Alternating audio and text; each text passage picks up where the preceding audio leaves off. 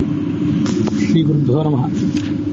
ಹರಿಕಥಾಮೃತ ಸಾರದ ಕಕ್ಷಾ ತಾರತಮ್ಯ ಸಂಧಿ, ಇದು 32ನೇ ಸಂಧಿ. ಇದರ ಮೊದಲನೇ ಪದ್ಯವನ್ನು ನಾವು ಈಗ ಮನನ ಮಾಡಬೇಕು. ಇದು ಧ್ವನಿಮುದ್ರಣದ ಸಂಖ್ಯೆ 207ನೇದು. ಮೊದಲನೇ ಪದ್ಯವನ್ನು ಕಳೆದ ದಿವಸ ನಾವು ನೋಡಿ ಮುಗಿಸಿದ್ದೇವೆ. ಅದರಲ್ಲಿ ಸಾರಭೋಕ್ತ ಅನ್ನುವಂಥ ಒಂದು ಶಬ್ದವನ್ನು ಮಾತ್ರ ನೋಡೋದು ಬಾಕಿ ಇತ್ತು. ಅದನ್ನು ನೋಡಿ ಈ ಮುಂದಿನ ಪದ್ಯಗಳಿಗೆ ನಾವು ಸಾಗಬೇಕು. ಶ್ರೀರಮಣ ಸರ್ವೇಶ ಸರ್ವಗ ಸಾರಭೋಕ್ತ ಸ್ವತಂತ್ರ ದೋಷವಿದೂರ ಜ್ಞಾನ ಆನಂದ ಬಲ ಐಶ್ವರ್ಯ ಗುಣಪೂರ್ಣ ಮೂರು ಗುಣವರ್ಜಿತ ಸಗುಣ ಸಾಕಾರ ವಿಶ್ವಸ್ಥಿತಿ ಲಯೋದಯ ಕಾರಣ ಕೃಪಾಸಾಂದ್ರ ನರಹರೇ ಸಲಹೋ ಸಜ್ಜನರ. ಹೀಗೆ ಮೊದಲನೇ ಪದ್ಯ ಇದೆ. ಉಳಿದೆಲ್ಲ ವಿಷಯಗಳು ನಾವು ನೋಡಿ ಆಯಿತು. ಸಾರಭೋಕ್ತ ಅನ್ನುವಂಥ ಒಂದು ಶಬ್ದ ಇದೆ. ಸಾರಭೋಕ್ತ ಅಂದರೆ ಏನು? ನಾನು ನಿನ್ನೆ ಹೇಳಿದಂತೆ ನೈವೇದ್ಯ ಪ್ರಕರಣ ಸಂಧಿ ಈ ಹಿಂದೆ ಮುಕ್ತಾಯ ಕಂಡದ್ದು. ಅದರಲ್ಲಿ ಭಗವಂತ ನಾವು ನಿವೇದನೆಗಿಟ್ಟಂಥ ವಸ್ತುಗಳ ಸಾರವನ್ನು ಸ್ವೀಕಾರ ಮಾಡ್ತಾನೆ ಅಂತ ಅನ್ನೋದನ್ನೆಲ್ಲ ನೋಡಿದ್ವಿ. ಅದಕ್ಕೆ ಸಂಬಂಧಪಟ್ಟಂತೆ ಸಾರಭೋಕ್ತ ಅಂತ ಮತ್ತೊಂದು ಶಬ್ದ ದಾಸರು ಇಲ್ಲಿ ಹೇಳ್ತಾರೆ. ಈ ಸಾರಭೋಕ್ತ ಅನ್ನೋದಕ್ಕೆ ಸಂಬಂಧಪಟ್ಟಂತೆ ಇತ್ತೀಚೆಗೆ ಕೆಲವು ಜನ ವಿದ್ವಾಂಸರ ಜೊತೆ ಚರ್ಚೆ ಮಾಡುವಂಥ ಒಂದು ಪ್ರಸಂಗ ಬಂದಿತ್ತು. ಅದರದ್ದು ಒಂದು ಸಾರ ಭಾಗವನ್ನು ನಿಮ್ಮ ಮುಂದೆ ಹೇಳ್ಕೊಳ್ತೇನೆ. ಗುಹಾಂ ಪ್ರವಿಷ್ಟವು ಆತ್ಮಾನೋಹಿ ತದ್ದರ್ಶನ ಅಂತಂದು ಸೂತ್ರ, ಬ್ರಹ್ಮಸೂತ್ರದಲ್ಲಿ 2ನೇ ಪಾದ, ಮೊದಲನೇ ಅಧ್ಯಾಯದ 2ನೇ ಪಾದ, ಅದರ 11ನೇ ಸೂತ್ರ ಇದು. ಭಗವಂತ ನಾವಿಟ್ಟಂಥ ಪದಾರ್ಥದಲ್ಲಿ ಸಾರವನ್ನು ಸ್ವೀಕಾರ ಮಾಡ್ತಾನೆ. ಕೇವಲ ನಾವಿಟ್ಟಂಥ ನಿವೇದನೆಗಿಟ್ಟಂಥ ನೈವೇದ್ಯಕ್ಕಿಟ್ಟಂಥ ಪದಾರ್ಥಗಳು ಮಾತ್ರ ಅಲ್ಲ, ನಾವು ಭಗವಂತನಿಗೆ ಏನನ್ನೇ ನಿವೇದನೆ ಮಾಡಿದರೂ ಕೂಡ ನಮ್ಮದಾದ್ದೆಲ್ಲವನ್ನೂ ಕೂಡ ನಿವೇದನೆ ಮಾಡಬೇಕು ಅಂತ ಸದಾಚಾರ ಸ್ಮೃತಿಯಲ್ಲಿ ಆಚಾರ್ಯರು ಒಂದು ಶ್ಲೋಕ ಹೇಳ್ತಾರೆ. ನಮ್ಮ ಹೆಂಡತಿ, ನಮ್ಮ ಮಕ್ಕಳು, ನಮ್ಮ ಮನೆ, ಇಷ್ಟಂ ದತ್ತಂ ಹುತಂ ಭುಕ್ತಂ, ನಾವು ದಾನ ಮಾಡಿದ್ದು, ನಾವು ಭೋಜನ ಮಾಡಿದ್ದು, ಇದೆಲ್ಲವನ್ನೂ ಕೂಡ ಭಗವಂತನಿಗೆ ಅರ್ಪಣೆ ಮಾಡಬೇಕು ಅಂತ ಆಚಾರ್ಯರು ಹೇಳ್ತಾರೆ. ಹಾಗಿದ್ದಾಗ ಇದೆಲ್ಲವನ್ನೂ ನಾವು ಭಗವಂತನಿಗೆ ನಿವೇದನೆ ಮಾಡಿದಾಗ ಅವನು ಸಾರವನ್ನು ಸ್ವೀಕಾರ ಮಾಡೋದು ಅಂದ್ರೆ ಏನರ್ಥ? ಹಿಂದಿನ ಎಷ್ಟೋ ಬಾರಿ ನೋಡಿದ್ವಿ. ಭಗವಂತನ ಎದುರಿಗೆ ಪದಾರ್ಥಗಳನ್ನು ನಿವೇದನೆ ಮಾಡಲಿಕ್ಕೆ ಅಂತ ಇಟ್ಟಾಗ ಆ ಭಗವಂತನ ಪ್ರತಿಮಾದಲ್ಲಿರುವಂತಹ ರೂಪ, ಆ ಭೋಜ್ಯ ಪದಾರ್ಥಗಳಲ್ಲಿರುವಂತಹ ರೂಪ ಮತ್ತು ಪೂಜೆ ಮಾಡುವಂತಹ ನಮ್ಮಲ್ಲಿರುವಂತಹ ರೂಪ, ಈ ಮೂರು ರೂಪಗಳು ಕೂಡ ಅಭಿನ್ನವಾಗಿವೆ ಅಂತ ಹೀಗೆ ಐಕ್ಯ ಚಿಂತನೆ ಮಾಡೋದಕ್ಕೆ ನೈವೇದ್ಯ ಅಂತ ಕರೀತಾರೆ ಅಂತ ಹೀಗೊಂದು ವಿಷಯ ನೋಡಿದ್ವಿ. ಈ ಸೂತ್ರದಲ್ಲಿ ಪದ್ಮಪುರಾಣದ ಮತ್ತು ವ್ಯೋಮ ಸಂಹಿತಾದ 2 ಶ್ಲೋಕಗಳನ್ನು ಆಚಾರ್ಯರು ಉದಾಹರಿಸ್ತಾರೆ. ಗುಹಾಂ ಪ್ರವಿಷ್ಟವು ಆತ್ಮಾರೋಹಿ ತದ್ದರ್ಶನಾತ್. ಈ ಹೃದಯ ಗುಹ ಅಂತ ಏನಿದೆಯಲ್ಲ, ಜೀವನ ಹೃದಯ ಗುಹ, ಅಲ್ಲಿ ಇಬ್ಬರಿದ್ದಾರೆ. ಆ ಹೃದಯ ಗುಹೆಯಲ್ಲಿದ್ದುಕೊಂಡು ಒಳಗಿರುವಂತಹ ರಸವನ್ನು ಅವರು ಸ್ವೀಕಾರ ಮಾಡ್ತಿದ್ದಾರೆ. ಆ ಭಗವಂತನ ಆ 2 ರೂಪಗಳು ಯಾವುದು? ಒಳಗಿರುವಂಥ ಹೃದಯ ಗುಹೆಯಲ್ಲಿರುವಂಥ ರಸವನ್ನು ಸ್ವೀಕಾರ ಮಾಡುವ ರೂಪಗಳು ಯಾವುದು ಅಂದರೆ ವಿಷ್ಣುರೇವ. ಘರ್ಮ ಸಮಂತ ತ್ರಿವೃತಂ ವ್ಯಾಪತು ತಯೋಹ ದೃಷ್ಟಿಂ ಮಾತರಿಷ್ವ ಜಗಾಮ ಅಂತ ಒಂದು ವೇದವಾಕ್ಯ. ಘರ್ಮ ಸಮಂತ ತ್ರಿವೃತಂ ವ್ಯಾಪತು, ಒಂದು 2 ರೂಪಗಳು, ಇಬ್ಬರು ವ್ಯಕ್ತಿಗಳು ನಮ್ಮ ಹೃದಯವನ್ನು ಆವರಿಸಿಕೊಂಡಿವೆ.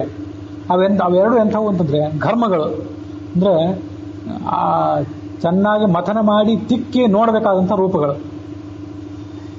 ಕೇವಲ ಸ್ಥೂಲ ದೃಷ್ಟಿಗೆ ಆ ರೂಪಗಳು ಮಾಡುವಂಥ ಕಾರ್ಯವಾಗಲಿ, ಆ ರೂಪಗಳಿಂದ ಆಗುವಂಥ ಪ್ರಯೋಜನವಾಗಲಿ, ಆ ರೂಪಗಳು ಯಾವುವು ಅಂತಾಗಲಿ ಏನೂ ಗೊತ್ತೇ ಆಗೋದಿಲ್ಲ. ಹಾಗಾಗಿ ಘರ್ಮ ಅಂದರೆ ಬಿಸಿ ಅಂತ ಅರ್ಥ. ಇದೆಲ್ಲರಿಗೂ ಗೊತ್ತಿದ್ದು, ಚೆನ್ನಾಗಿ ಘರ್ಷಣೆ ಮಾಡಿ ತಿಳ್ಕೊಳ್ಬೇಕಾದಂಥ, ಮಥನ ಮಾಡಿ ತಿಳ್ಕೊಳ್ಬೇಕಾದಂಥ ಭಗವಂತನ ಸ್ವರೂಪಗಳು. ಅದಷ್ಟೇ ಅಲ್ಲ, ಆ ರೂಪಗಳು ಈ ಜೀವನನ್ನ ಸಂಸಾರದಲ್ಲಿ ಚೆನ್ನಾಗಿ ತಿಕ್ಕಿ ತೀಡಿ ಇವನಿಗೊಂದು ವ್ಯಕ್ತಿತ್ವವನ್ನು ಕೊಡ್ತವೆ. ಆ ಕಾರಣಕ್ಕಾಗಿ ಕೂಡ ಅವುಗಳಿಂದ ಘರ್ಮ ಅಂತ ಕರೀತಾರೆ. ಸಮಂತ ಅಂದರೆ ಎಲ್ಲ ಕಡೆ ವ್ಯಾಪಿಸಿಕೊಂಡಿರುವಂಥವು. ತ್ರಿವೃತಂ, ಸತ್ವ ರಜಸ್ ತಮಸ್ಸು ಅನ್ನುವಂಥ 3 ಗುಣಗಳಿಂದ ಕೂಡಿದಂಥ ಈ ಶರೀರವನ್ನು ಅವು ವ್ಯಾಪಿಸಿಕೊಂಡಿವೆ. ತಯೋಹ ದೃಷ್ಟಿಂ ಮಾತರಿಷ್ವ ಜಗಾಮ, ಆ 2 ರೂಪಗಳ ಸೇವಾ ಮಾಡಲಿಕ್ಕಾಗಿ ಮಾತರಿಷ್ವ ಅಲ್ಲಿಗೆ ಹೋದ, ಮುಖ್ಯವಾಗಿ ಅಲ್ಲಿಗೆ ಹೋದ ಅಂತ ಅದೊಂದು ವೇದವಾಕ್ಯ. ಆ ವೇದವಾಕ್ಯದ ವಿವರಣೆಯನ್ನು ವ್ಯೋಮ ಬೃಹತ್ ಸಂಹಿತಾ ಮತ್ತು ಪದ್ಮಪುರಾಣ ಅದರಲ್ಲಿ ಬಂದಿರುವಂತಹ 2 ಶ್ಲೋಕಗಳು ವಿವರಣೆ ಮಾಡ್ತವೆ. ಆತ್ಮಾಂತರಾತ್ಮೇತಿ ಹರಿ ಏಕ ಏವ ದ್ವಿಧಾ ಸ್ಥಿತಃ ನಿವಿಷ್ಟೋ ಹೃದಯೇ ನಿತ್ಯಂ ರಸಂ ಪಿಬತಿ ಕರ್ಮಜಂ ಇತಿ ಬೃಹತ್ ಸಂಹಿತಾಯಾಮ್. ಏಕ ಏವ ದ್ವಿಧಾ ಸ್ಥಿತಃ, ಒಬ್ಬನೇ ಭಗವಂತ, ಅವನು 2 ರೂಪ ತಾಳ್ತಾನೆ. ಆತ್ಮ ಅಂತರಾತ್ಮ ಅಂತ 2 ರೂಪಗಳು. ಹೃದಯದೊಳಗಿದ್ದಾನೆ. ರಸಂ ಪಿಬತಿ ಕರ್ಮಜಂ, ಜೀವ ಏನು ಕರ್ಮ ಮಾಡ್ತಾನಲ್ಲ ಆ ಕರ್ಮದಿಂದ ಹುಟ್ಟುವಂಥ ಒಂದು ರಸ, ಒಂದು ಸಾರ, ಒಂದು ಆನಂದ ಏನಿದೆ ಅದನ್ನು ಆತ ಸ್ವೀಕಾರ ಮಾಡ್ತಾನೆ. ಇದು ಬೃಹತ್ ಸಂಹಿತಾದ್ದಾಯಿತು. ಶುಭಂ ಪಿಬತ್ತಿ ಸೌ ನಿತ್ಯಂ ನಾಶುಭಂ ಸ ಹರಿಃ ಪಿಬೇತ್ ಪೂರ್ಣಾನಂದಮಯಸ್ಯಾಸ್ಯ ಚೇಷ್ಟಾ ನ ಜ್ಞಾಯತೆ ಕ್ವಚಿತ್ ಇತಿ ಪಾದ್ಮೆ. ಪದ್ಮಪುರಾಣದ ಒಂದು ಶ್ಲೋಕವನ್ನು ಕೂಡ ಆಚಾರ್ಯ ಹೇಳ್ತಾರೆ. ಈ ಭಗವಂತ ಯಾವತ್ತೂ ಕೂಡ ಶುಭವಾದ್ದನ್ನೇ ಸ್ವೀಕಾರ ಮಾಡ್ತಾನೆ, ಮಂಗಳಕರವಾದ್ದನ್ನ, ಕಲ್ಯಾಣಕರವಾದ್ದನ್ನೇ ಸ್ವೀಕಾರ ಮಾಡ್ತಾನೆ. ನ ಅಶುಭಂ ಎಂದು ಅಮಂಗಳಕರವಾದ್ದನ್ನ, ಅಸಾರವಾದ್ದನ್ನ, ಫಲಸಾದ್ದನ್ನ ಆತ ಸ್ವೀಕಾರ ಮಾಡೋದೇ ಇಲ್ಲ. ಪೂರ್ಣಾನಂದಮಯಸ್ಯಾಸ್ಯ ಚೇಷ್ಟಾನ ಜ್ಞಾಯತೆ ಕ್ವಚಿತ್, ಅವನು ಪರಿಪೂರ್ಣ ಆದ್ದರಿಂದ ಅವನಿಗೆ ಈ ಯಾವ ಪದಾರ್ಥಗಳನ್ನು ಸ್ವೀಕಾರ ಮಾಡಿಯೂ ಏನಾಗಬೇಕಾಗಿಲ್ಲ. ಅಷ್ಟಾದರೂ ಸ್ವೀಕಾರ ಯಾಕೆ ಮಾಡ್ತಾನೆ ಅಂತಂದ್ರೆ ಚೇಷ್ಟಾನ ಜ್ಞಾಯತೆ ಕ್ವಚಿತ್, ಅವ್ನು ಯಾಕೆ ಹಾಗೆ ನಮ್ಮ ನೈವೇದ್ಯವನ್ನು ಸ್ವೀಕಾರ ಮಾಡ್ತಾನೆ, ನೈವೇದ್ಯವನ್ನು ಸ್ವೀಕಾರ ಮಾಡಿದ್ರಿಂದ ಅವನಿಗೆ ಏನಾಗಬೇಕು, ನೈವೇದ್ಯ ಸ್ವೀಕಾರ ಮಾಡುವ ರೀತಿ ಏನು, ಇದ್ಯಾವುದೂ ನಜ್ಞಾಯತೆ ಕ್ವಚಿತ್, ಇದು ನಮ್ಗೆ ತಿಳಿಯೋದೇ ಇಲ್ಲ ಅಂತ ಆ ಪದ್ಮಪುರಾಣದ ಶ್ಲೋಕ ಹೇಳ್ತದೆ. ಇಲ್ಲಿ ಈ ಐಕ್ಯ ಚಿಂತನೆ ಅಂತ ನಾವು ಹೇಳಿದ್ವಲ್ಲ, ಕೆಲವರು ವಿದ್ವಾಂಸರು ಹೀಗೆ ಅಭಿಪ್ರಾಯಪಟ್ಟರು. ಆಚಾರ್ಯರು ತಮ್ಮ ಸರ್ವಮೂಲದಲ್ಲಿ ಐಕ್ಯ ಚಿಂತನೆ ಬಗ್ಗೆ ಅಲ್ಲಿ ಹೇಳಲಿಲ್ಲ. ಪ್ರತಿಮಾದಲ್ಲಿರೋ ರೂಪ, ಅರ್ಚಕನಲ್ಲಿರುವ ರೂಪ, ಭಕ್ಷ್ಯಭೋಜ್ಯಗಳಲ್ಲಿರೋ ರೂಪ, ಈ ಮೂರನ್ನು ಏಕಾಂತ ಚಿಂತನೆ ಮಾಡೋದೇ ನೈವೇದ್ಯ ಅಂತ ಒಂದು ಪರಂಪರಾಗತವಾದ ಕ್ರಿಯಾ ಇದೆಯಲ್ಲ, ಒಂದು ಅನುಸಂಧಾನ ಇದೆಯಲ್ಲ, ಇದನ್ನು ಸರ್ವಮೂಲದಲ್ಲಿ ಆಚಾರ್ಯರಲ್ಲಿ ಹೇಳಿದಂತೆ ಕಾಣಿಸೋದಿಲ್ಲ. ಹಾಗಾಗಿ ಆ ಐಕ್ಯ ಚಿಂತನೆ ಮಾಡೋದಕ್ಕೆ ಅಷ್ಟು ಬಲವಾದ ಅಭಿಪ್ರಾಯ ಏನಿಲ್ಲ, ಅದನ್ನು ಮಾಡಲೇಬೇಕು ಅಂತ ಏನಿಲ್ಲ. ನೈವೇದ್ಯ ಮಾಡೋದು ಅಂತಂದ್ರೆ ಈ 3 ರೂಪಗಳ ಐಕ್ಯ ಚಿಂತನವೇ ನೈವೇದ್ಯ ಅನ್ನೋ ಅನುಸಂಧಾನ, ಹಾಗೇ ಮಾಡಬೇಕಂತಿಲ್ಲ. ಹಾಗಾಗಿ ನಿವೇದನ ಅಂದ್ರೆ ಏನು, ಭಗವಂತನ ಎದುರಿಗೆ ನಾವು ಜಡ ಪದಾರ್ಥಗಳನ್ನ ಇಡ್ತೀವಲ್ಲ, ಜಡ ಪದಾರ್ಥಗಳನ್ನ ಇಟ್ಟಾಗ ಅವನು ತಿಂತಾನೆ ಅಂದ್ರೆ ಏನು ಅರ್ಥ, ಅದನ್ನು ಒಂದು ಸ್ವಲ್ಪ ನೋಡ್ಬೇಕಲ್ಲ ಅಂತಂದ್ರೆ ಆ ಬೃಹತ್ ಸಂಹಿತಾದ ಶ್ಲೋಕ ಅದನ್ನು ಹೀಗೆ ಹೇಳ್ತದೆ. ರಸಂ ಪಿಬತಿ ಕರ್ಮಜಂ, ಕರ್ಮ ಅಂದ್ರೆ ತಿನ್ನುವ ಕೆಲಸ, ನಾವು ತಿಂತೀವಲ್ಲ ಅದು ತಿನ್ನುವ ಕೆಲಸ. ಈ ಕೆಲಸವನ್ನ ಜೀವ ಮಾಡ್ತಾನೆ. ಮಾಡಿಸೋನು ಯಾರು ಅಂದ್ರೆ ಭಗವಂತ, ತಾನು ಮಾಡಿ ಮಾಡಿಸುವ. ಹಾಗಾಗಿ ಕರ್ಮದಿಂದ ಹುಟ್ಟುವಂತಹ ಒಂದು ರಸ, ಕರ್ಮ ಅಂದ್ರೆ ತಿನ್ನುವ ಕೆಲಸ, ತಿನ್ನಿಸುವ ಕೆಲಸ. ತಿನ್ನುವ ಕೆಲಸ ಜೀವಂದು, ತಿನ್ನಿಸುವ ಕೆಲಸ ಭಗವಂತಂದು. ಇದರಿಂದ ಒಂದು ರಸ ಅಂತ ಹುಟ್ಟುತ್ತದೆ. ರಸಂ ಪಿಬತಿ, ಕರ್ಮದಿಂದ ಹುಟ್ಟುವಂತ ಒಂದು ರಸ. ಅದೇನು ರಸ ಅಂತಂದ್ರೆ, ರಸ ಅಂದ್ರೆ ತೈತ್ರಿಯೋಪನಿಷತ್ತು ಹೇಳುವಂತೆ ರಸೋ ವೈಸಃ ರಸಂಹ್ಯೇವಾಯಂ ಲಬ್ಧ್ವಾ ಆನಂದೀ ಭವತಿ. ರಸ ಅಂದ್ರೆ ಒಂದು ಆನಂದ, ಸಂತೋಷ ಅಂತ ಹೀಗೆಲ್ಲ ನಾವು ಹೇಳ್ತೀವಿ. ಇಲ್ಲೆಲ್ಲ ಶುಭ ಸಾರ ಭೋಕ್ತ ಅಂತ ಬೇರೆ ಹೇಳಿದ್ವಲ್ಲ, ಸಾರ ತಗೊಳ್ತಾನೆ ಅಂತಂದಾಗ ನಮ್ಮ ಮನಸ್ಸಿಗೊಂದು ಒಂದು ದೃಷ್ಟಿಯಿಂದ ತಪ್ಪು ಕಲ್ಪನೆ ಬರೋ ಸಾಧ್ಯತೆ ಇದೆ. ಸಾರವನ್ನು ತಗೊಳ್ಳೋದು ಅಂದ್ರೆ ಏನು, ಈಗ ಹಣ್ಣು ಅಂತಿದೆ, ನಮ್ಮ ಎದುರಿಗೊಂದು ಹಣ್ಣನ್ನು ಇಟ್ಟಾಗ ಆ ಹಣ್ಣಿನ ಮೇಲೆ ಒಂದು ತೊಗಟೆ, ಅದರೊಳಗಿರುವಂಥ ತೊಳೆ, ಇವೆಲ್ಲ ಅದರ ಸ್ಥೂಲವಾದ ಭಾಗ. ಅದನ್ನೆಲ್ಲ ತೆಗೆದು ಅದರೊಳಗಿರುವಂಥ ಜ್ಯೂಸ್ ಏನಿರ್ತದಲ್ಲ, ಆ ಜ್ಯೂಸೇ ಸಾರ ಏನು ಅಂತ ಅನಿಸ್ತದೆ. ಅಂತಹ ಸಾರವನ್ನು ಭಗವಂತ ತಗೋತಾನಲ್ಲ. ಯಾಕಂದ್ರೆ ಸಾರ ಅಂತಂದ್ರೆ ಈ ಲೌಕಿಕಾರ್ಥದಲ್ಲಿ ನಾವು ಇಂಥ ಒಳಗಿನ ಎಸೆನ್ಸಿ ಏನಿರ್ತದಲ್ಲ, ಆ ಎಸೆನ್ಸಿಗೆ ಸಾರ ಅಂತ ಪ್ರಯೋಗ ಮಾಡ್ತಿರ್ತೀವಿ. ಅಂತಹ ಸಾರನೇ ಭಗವಂತ ತಗೋತಾನೇನೋ ಅಂತ ಅನಿಸ್ತದೆ. ವಸುದ ಆ ಸಾರನೂ ಅವನಿಗೆ ಬೇಡ. ಇನ್ಯಾವುದು ರಸ ಅಂತಂದ್ರೆ, ರಸ ಸಾರ ಅವೆರಡು ಶಬ್ದಗಳಿಗೆ ಒಂದೇ ಅರ್ಥ, ಹೆಚ್ಚು ಕಡಿಮೆ. ಏನು ಅಂತಂದ್ರೆ ಅವನೇ ರಸ, ಸ್ವಸ್ವರೂಪವಾದ ರಸವನ್ನು ಅವನು ಸ್ವೀಕಾರ ಮಾಡ್ತಾನೆ ಅಂತ ಹೀಗೆ ತಿಳ್ಕೊಳ್ಬೇಕಷ್ಟೆ. ಅವನು ಈ ಅಕ್ಕಿ, ಬೇಳೆ ಮೊದಲಾದ ಪದಾರ್ಥಗಳನ್ನ ಪಕ್ವ ಮಾಡಿ ನಾವೇನು ದೇವರಿಗೆ ನೈವೇದ್ಯ ಇಡ್ತೀವಲ್ಲ, ಅದಕ್ಕಿಂತ ಮೊದಲು ಅದರೊಳಗಿದ್ದ, ಆಮೇಲೂ ಇದ್ದಾನೆ. ನೀವು ನಿವೇದನೆ ಮಾಡದೇ ಇದ್ರೂ ಕೂಡ ಅಲ್ಲಿ ಆನಂದ ರೂಪಿಯಾಗಿ ಅವನಿದ್ದಾನೆ. ಅವನು ತನ್ನದೇ ಆದಂತಹ ಆನಂದವನ್ನು ತಾನು ಸ್ವೀಕಾರ ಮಾಡ್ತಾನೆ ಅಂತ ಅರ್ಥ. ಅದು ಬಿಟ್ಟು ಅವನಿಗೆ ಬೇರೆ ಯಾವ ಆನಂದವೂ ಬೇಕಾಗಿಯೂ ಇಲ್ಲ. ಬೇರೆ ಯಾವ ಸಾರ, ಬೇರೆ ಯಾವ ಎಸೆನ್ಸು, ಬೇರೆ ಯಾವ ಜ್ಯೂಸು, ಇದ್ಯಾವುದು ಕೂಡ ಅವನಿಗೆ ಬೇಕಾಗಿಯೂ ಇಲ್ಲ. ಅದಕ್ಕೆ ಈ ಬ್ರಹ್ಮಸೂತ್ರ ಭಾಷ್ಯಕ್ಕೆ ಆಚಾರ್ಯರು ಬ್ರಹ್ಮಸೂತ್ರ ಭಾಷ್ಯ ಬರೆದ್ರಲ್ಲ, ಅದಕ್ಕೆ ತತ್ವಪ್ರದೀಪ ಅಂತ ತ್ರಿವಿಕ್ರಮ ಪಂಡಿತರು ವಾಯುಸ್ತುತಿ ರಚನೆ ಮಾಡಿದವರು ಒಂದು ವ್ಯಾಖ್ಯಾನ ಬರೆದಿದ್ದಾರೆ. ಅದ್ರ ಹೆಸರು ತತ್ವಪ್ರದೀಪ ಅಂತ ಹೇಳಿ. ಅಲ್ಲೊಂದು ಮಾತು ಹೇಳ್ತಾರೆ ಅವರು, ಜೀವ ಸಮವೇತೆ ಭೋಗೆ ಸ್ವೀಕಾರ ಮಾತ್ರ ಉಚ್ಯತೆ. ಈ ತಿನ್ನುವವನು, ತಿಂದ ಆನಂದ ಪಡುವವನು, ತಿನ್ನದೇ ಇದ್ದು ದುಃಖ ಪಡುವವನು ಯಾರು ಅಂದ್ರೆ ಜೀವನೇ. ಹಾಗಾಗಿ ಭೋಗ ಇರೋದಲ್ಲಿ, ತಿನ್ನೋದನ್ನು ಕೆಲಸ ಇರೋದಲ್ಲಿ ಜೀವನಲ್ಲೇ. ಅದಕ್ಕೆ ಆ ಭೋಗಕ್ಕೆ ಜೀವ ಮಾಡುವಂಥ ಉಣ್ಣೋ ತಿನ್ನುವ ಕೆಲಸಕ್ಕೆ ಕುಡಿಯೋ ಕೆಲಸಕ್ಕೆ ಈತ ಕೇವಲ ಸ್ವೀಕಾರ ಮಾಡ್ತಾನಷ್ಟೇ. ವಸ್ತುತಃ ಅದನ್ನು ಅವನು ವಸ್ತುತಃ ಆ ಪದಾರ್ಥಗಳನ್ನು ಅವನು ಸ್ವೀಕಾರ ಮಾಡೋದಿಲ್ಲ. ಅದಕ್ಕೊಂದು ದೃಷ್ಟಾಂತ ಏನು ಕೊಡ್ಬೋದು, ಇಲ್ಲಿ ಅವ್ರು ಹೇಳಿಲ್ಲ ತ್ರಿವಿಕ್ರಮ ಪಂಡಿತರು, ಆದರೂ ಅದನ್ನು ಹೀಗೆ ತಿಳ್ಕೊಳ್ಬೋದು. ಯಾರೋ ದೊಡ್ಡ ಸ್ವಾಮಿಗಳು ಬಂದರೆ ಅವ್ರ ಎದುರಿಗೆ ಒಂದು 2 ಕಿಲೋ ಹಣ್ಣು, ಕಲಸಕ್ಕರೆ ಇತ್ಯಾದಿ ತೊಗೊಂಡೋಗಿ ಇಡ್ತೇವೆ. ಅವರು ಅದನ್ನು ಕೈ ಮುಟ್ಟಿ ಸ್ವೀಕಾರ ಮಾಡ್ತಾರೆ. ಮತ್ತೆ ಬಂದವರಿಗೆ ಒಂದಿಷ್ಟು ಮಂತ್ರಾಕ್ಷತೆ ಹಣ್ಣು ರೂಪದಲ್ಲಿ ಅದನ್ನೇ ಕೊಟ್ಟು ಬಿಡ್ತಾರೆ ಅವರು. ಹಾಗಾಗಿ ಅವರು ಕೈ ಮುಟ್ಟಿದ್ರು ಅಂದರೆ ಅದು ಅವರು ಆಯಿತು, ನೀವು ಕೊಟ್ಟದ್ದನ್ನು ನನಗೆ ಅರ್ಪಣೆ ಮಾಡಿದ್ದೀನಿ, ನಾನು ಸ್ವೀಕಾರ ಮಾಡಿದ್ದೀನಿ ಅಂತ ಅರ್ಥ. ಅವರು ನಮಗೆ ಬಾಯಿ ಬಿಟ್ಟು ಹೇಳ್ತಾ ಇದ್ರು, ಆ ಮೂಲಕ ತಿಳಿಸ್ತಾರೆ ಕ್ರಿಯೆ ಮೂಲಕ. ಹಾಗೆ ಭಗವಂತ ನಾವು ಅವನ ಎದುರಿಗೆ ಇದನ್ನೆಲ್ಲ ಇಟ್ಟಾಗ ಈ ಜಡ ಪದಾರ್ಥವನ್ನು ಅವನು ತಿನ್ನೋದಿಲ್ಲಲ್ಲ. ಐಕ್ಯ ಚಿಂತನೆ ಬೇರೆ ಆಯಿತು. ಪ್ರತಿಮಾದಲ್ಲಿರುವಂಥ ರೂಪ, ಭೋಜ್ಯ ಪದಾರ್ಥಗಳಲ್ಲಿರುವ ರೂಪ, ಅರ್ಚಕಗಳಲ್ಲಿರುವ ರೂಪ, ಅದಕ್ಕೆ ಐಕ್ಯ ಚಿಂತನೆ ಬೇರೆ ಆಯಿತು. ಜಡ ಪದಾರ್ಥಗಳನ್ನು ಭಗವಂತನ ನಿವೇದನೆ ಮಾಡೋದು ಅಂದ್ರೆ ಏನು, ಇದನ್ನು ಅವನು ಸ್ವೀಕಾರ ಮಾಡ್ತಾನ ಅಂತ ಒಂದು ಪ್ರಶ್ನೆ ಬರ್ತದಲ್ಲ ನಮಗೆ. ಅಂತಂದರೆ ಅಲ್ಲಿ ಇರೋ ಉತ್ತರ ಏನು, ಜಡ ಪದಾರ್ಥವನ್ನು ಅವನು ಸ್ವೀಕಾರ ಮಾಡೋದಿಲ್ಲ, ಇದನ್ನು ಕೇವಲ ಸ್ವೀಕಾರ ಮಾಡ್ತಾನೆ. ಆಯಿತು, ನೀನು ನನಗೆ ಕೊಟ್ಟಿದ್ದಿ, ನಮ್ಮ ಅನುಸಂಧಾನ ಇರಬೇಕು, ನಾವು ಈ ಪದಾರ್ಥಗಳೆಲ್ಲ ಕೊಳ್ಳಲಿಕ್ಕೆ ಧನ ಸಂಪಾದನೆ ಮಾಡಬೇಕು. ಆ ಧನ ಸಂಪಾದನೆ ಮಾಡಲಿಕ್ಕೆ ನಮಗೆ ಶರೀರ ಬೇಕು, ಮನಸ್ಸು ಬೇಕು. ಆ ಶರೀರವನ್ನು ಕೊಟ್ಟು ಮನಸ್ಸು ಕೊಟ್ಟು ಆ ಮೂಲಕ ನಾವು ದುಡಿದು ಅನ್ನ ಸಂಪಾದನೆ ಮಾಡಲಿಕ್ಕೆ ಸಾಧ್ಯ ಆಯಿತು. ಅದನ್ನು ಬೇಯಿಸಿ ಇವತ್ತು ಊಟ ಮಾಡಲಿಕ್ಕೆ ಸಾಧ್ಯ ಆಗುವಂಥ ಪರಿಸ್ಥಿತಿ ಬಂದಿದೆ. ಇದೆಲ್ಲ ನೀನು ದಯಾದಿಂದ ಅನ್ನುವಂಥ ಎಚ್ಚರ ನಮ್ಗೆ ಅವಾಗಿರಬೇಕು. ಆ ಎಚ್ಚರವನ್ನು ಆತ ಗಮನಿಸ್ತಾನೆ, ಅದು ಮುಖ್ಯ ಅಷ್ಟೇ. ಹಾಗಾಗಿ ಐಕ್ಯ ಚಿಂತನೆ ಮಾಡಿದ್ರೇನೆ ನೈವೇದ್ಯ ಅನ್ನುವಂಥ ಅಭಿಪ್ರಾಯ ಏನಿದೆ ಅದಷ್ಟು ಕಡ್ಡಾಯ ಏನಲ್ಲ ಅಂತ ಕಾಣಿಸ್ತದೆ. ಹಾಗಾಗಿ ಐಕ್ಯ ಚಿಂತನೆ ಅಂತ ದಾಸರೆಲ್ಲ ಯಾಕೆ ಹೇಳಿದರು, ಅದು ಕೆಲವು ವಿದ್ವಾಂಸರಿಗೆ ಇತ್ತೀಚೆಗೆ ಅಷ್ಟು ಮನಸ್ಸಿಗೆ ಬಂದಂತೆ ಕಾಣಿಸೋದಿಲ್ಲ. ದಾಸರು ಹೇಳಿದ್ದು ಏನು ತಪ್ಪಲ್ಲ. ಐಕ್ಯ ಚಿಂತನೆ ಅಂತಂದರೆ ಆ ಭಗವಂತ ಸಾರ ರಸ ಅನಿಸ್ಕೊಂಡಿರುವಂಥ ಭಗವಂತನೇ ಆ ಪದಾರ್ಥಗಳಲ್ಲಿದ್ದಾನೆ. ಅವನು ತನ್ನನ್ನೇ ತಾನು ಸ್ವೀಕಾರ ಮಾಡ್ತಾನೆ ಹೊರತು, ಲಕ್ಷ್ಮೀದೇವಿ ಜೊತೆಗೆ ಆತ ವಿವಾಹ ಮಾಡಿಕೊಂಡಾಗಲೂ, ಆಕೆ ಜೊತೆಗೆ ಆತ ದಾಂಪತ್ಯ ನಡೆಸಿದಾಗಲೂ ಕೂಡ ಅಲ್ಲಿರುವಂತಹ ತನ್ನನ್ನೇ ತಾನು ಆತ ನೋಡಿ ಅನುಭವಿಸ್ತಾನೆ ಹೊರತು ಬೇರೆ ಯಾರಿಗೂ ಆತನಿಗೆ ಬೇಕಾಗಿಲ್ಲ ಅಂತ ನಾವು ಹಿಂದೆ ಬೇಕಾದಷ್ಟು ಬಾರಿ ನೋಡಿದ್ದೇವೆ. ಅದರಂತೆ ಜಡ ಪದಾರ್ಥಗಳಲ್ಲೂ ಒಳಗೆ ರಸ ಸಾರ ಅನ್ನುವ ಹೆಸರನ್ನ ತಾನೇ ಇದ್ದಾನೆ, ತನ್ನನ್ನು ತಾನೇ ಆತ ಸ್ವೀಕಾರ ಮಾಡ್ತಾನೆ. ಅದಕ್ಕಾಗಿ ಈ 2 ಶ್ಲೋಕಗಳು ನಾನು ಓದಲಿಕ್ಕೆ ಉದ್ದೇಶ ಏನಂದರೆ, ಇವತ್ತು ನೀವು ಯಾವುದೇ ದೇವರ ಪೂಜಾ ಪುಸ್ತಕ ತೆಗೆದು ನೋಡ್ರಿ, ಒಂದೇ ಸದಾನಂ ಇತ್ಯಾದಿ ದ್ವಾದಶ ಸ್ತೋತ್ರ ಏನಿದೆ, ಈ ದ್ವಾದಶ ಸ್ತೋತ್ರವನ್ನು ಈ ನೈವೇದ್ಯ ಕಾಲದಲ್ಲಿ ಪಠಿಸುವುದು ಕಡ್ಡಾಯ ಅಂತ ಕೊಟ್ಟಿರ್ತಾರೆ. ಆಚಾರ್ಯರು ರಚನೆ ಮಾಡಿದಂಥ ಮಂತ್ರ ತುಲ್ಯವಾದಂಥ ಸ್ತೋತ್ರ ಅದು, ಅದನ್ನು ಪಠಣ ಮಾಡೋದು ಕಡ್ಡಾಯ, ಯೋಗ್ಯ, ಇಲ್ಲ ಅಂತಲ್ಲ. ಆದರೆ ಆಚಾರ್ಯರ ಮಾತಿನಕ್ಕಿಂತ ವೇದವ್ಯಾಸರು ರಚನೆ ಮಾಡಿದಂಥ ಪದ್ಮಪುರಾಣದ ಮಾತುಗಳು ಇವೇನಿವೆ, ಇದನ್ನು ಹೇಳೋದು, ಇದನ್ನೂ ಸೇರಿಸಿ ಹೇಳೋದು ಮತ್ತಷ್ಟು ಉಚಿತ ಆಗ್ತದೆ. ಇದನ್ನೆಲ್ಲ ನೋಡಿದ ಮೇಲೆ ಇಂಥ ಒಂದು ಶ್ಲೋಕವನ್ನು ಮತ್ತು ದ್ವಾದಶ ಸ್ತೋತ್ರವನ್ನು ಹೇಳಿ, ಯಾಕಂದ್ರೆ ಇರೋದು ಒಂದು ಶ್ಲೋಕ, ಇದು ಒಂದು ಗಮನಿಸಬೇಕು. ನಮಗೆ ಇಡೀ ಒಂದು ದ್ವಾದಶ ಸ್ತೋತ್ರ ಎಲ್ಲ ಹೇಳಲಿಕ್ಕೆ ಪುರುಸೊತ್ತಿರ್ತದೆ, 2 ಅಧ್ಯಾಯ ಹೇಳಲಿಕ್ಕೆ ಪುರುಸೊತ್ತಿರ್ತದೆ. ಪದ್ಮ ಪುರಾಣದ ವೇದವ್ಯಾಸರು ಹೇಳಿದಂಥ ಒಂದು ಮಾತು ಹೇಳಲಿಕ್ಕೆ ನಮಗೆ ಗಮನ ಹೋಗೋದಿಲ್ಲ, ಪುರುಸೊತ್ತಿರೋದಿಲ್ಲ. ಇದಾಗಬಾರ್ದು. ನಾವು ಬ್ರಹ್ಮಸೂತ್ರ ಭಾಷ್ಯದಲ್ಲಿ ಆಚಾರ್ಯರು ಉದಾಹರಿಸಿದಂಥ ವ್ಯೋಮ ಸಂಹಿತ ಪ್ರಾಯ ಇದು ವೇದವ್ಯಾಸರ ಮಾತೇ ಇದ್ದಿರಬೇಕು. ಪದ್ಮಪುರಾಣ ಅಂತೂ ನಿಶ್ಚಿತವಾಗಿ ವೇದವ್ಯಾಸರ ಮಾತು. ಇಂಥ 1-2 ಶ್ಲೋಕಗಳು ಇವು ವಜ್ರ ಇದ್ದಂತೆ, ಅದರ ಕೆಳಗೆ ಬಂಗಾರ ಇದ್ದಂತೆ ಆಚಾರ್ಯರ ಮಾತು.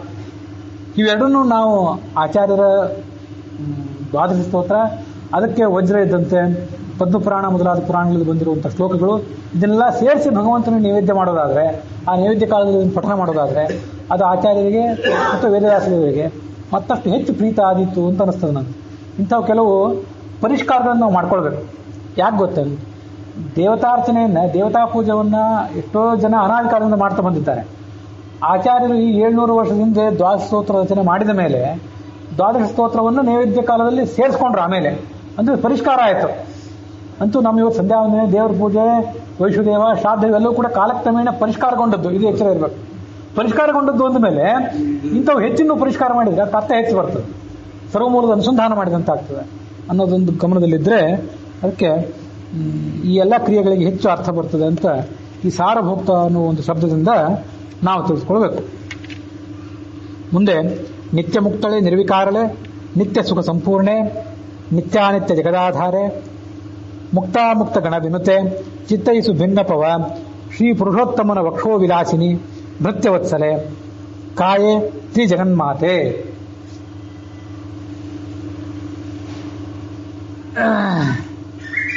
ಇನ್ನು ಮುಂದೆ ಪರಮಾತ್ಮ ಆದ ಬಳಿಕ ಲಕ್ಷ್ಮೀದೇವಿಯ ವರ್ಣನೆಯನ್ನ 2 ಪದ್ಯಗಳಲ್ಲಿ ದಾಸರು ಹೇಳ್ತಾರೆ.